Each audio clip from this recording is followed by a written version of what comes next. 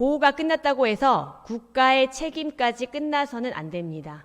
따라서 자립정착금은 일시금이 아니라 단계별 분할 지원 방식으로 전환해야 합니다. 청년들이 보호 종료 이후의 삶과 유사한 환경에서 실제 생활을 경험하며 취업, 금융, 사회적 관계를 훈련하도록 해야 합니다. 보호의 연장이 아닌 자립의 훈련소가 되어야 합니다.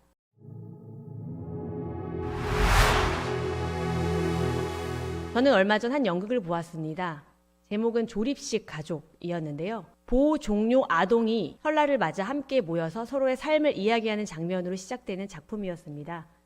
그 짧은 장면 속에서도 그들의 외로움과 불안, 그리고 가족에 대한 그리움이 느껴졌습니다. 우리 사회의 자립준비 청년들은 스스로 가족을 조립하며 혼자 살아가는 법을 배우고 있습니다. 퇴소 후에 6개월 안에 절반이 주거 불안을 겪고 4명 중 1명은 다시 보호시설이나 고시원으로 돌아갑니다. 그리고 일부는 무연고 사망자로 기록되어 장례조차 치르지 못하는 경우도 있습니다. 보호가 끝났다고 해서 국가의 책임까지 끝나서는 안 됩니다. 이제는 보호 이후의 보호가 필요합니다. 첫째, 재정 지원의 구조를 바꿔야 합니다. 현재 자립정착금이 1,500만 원에서 많게는 2,000만 원이 지급이 되고요. 디딤 씨앗 통장으로 개인과 국가가 함께 매달 15만 원이 적립이 됩니다. 퇴소 후에 자립수당을 제외한 수천만 원의 큰 돈이 갑작스럽게 지급됩니다. 그러나 재정관리의 어려움으로 단기 과소비를 하거나 원가족이나 범죄 조직의 사기 피해를 당하는 경우가 많습니다. 결과적으로 보호 종료 후 초기에 거액의 지원금이 고갈되고 자립을 지원하는 취지를 벗어나 자립을 방해하는 수준에 이르게 됩니다.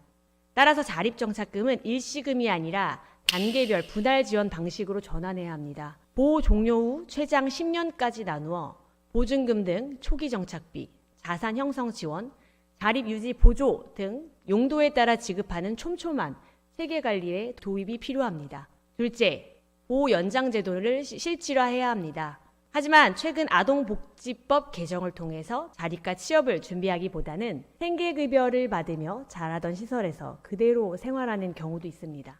개인별 진로, 생활 맞춤 지원이 부족하며 자립 역량 강화보다는 단순한 체류 위주로 머물게 됩니다. 이에 따라 보호 연장 기간 중 자립교육, 취업훈련, 진로 상담 등 실질적 프로그램이 필요합니다. 단계적 이행 설계가 미흡하며 보호 종료 시점이 20대 초반으로 미뤄질 뿐입니다.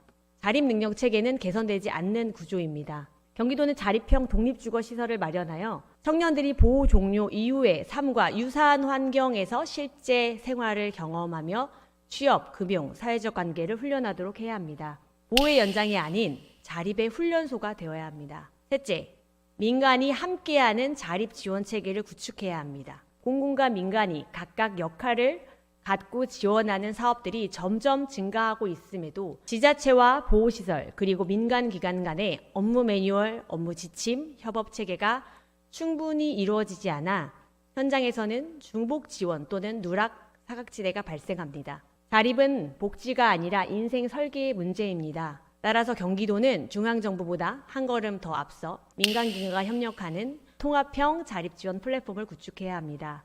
자립지원 전담기관이 청년의 주거와 금융 및 취업을 총괄하고 경기도는 전국 최대의 보호 대상자를 가진 광역단체로서 지역 내 민간단체와 기업과 멘토를 연결하여 흩어진 자원을 하나의 패키지 모델로 연결하여 보호 연장과 자립 지원 연속 통합 체계를 선도적으로 구축해야 합니다. 경기도가 그들의 두 번째 가족이 되어야 합니다.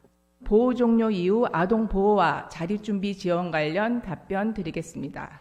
먼저 자립 정착금 단계적 분할 지급 제한에 대해서는 당사자인 자립 준비 청년과 시군의 의견 수렴 그리고 관계 전문가와 논의하여 개선 방안을 검토하겠습니다. 금융 및 자산관리 교육 필요성에 대해서도 전적으로 공감하며 1:1 재정관리 컨설팅 등 관련 교육을 강화해 나가겠습니다.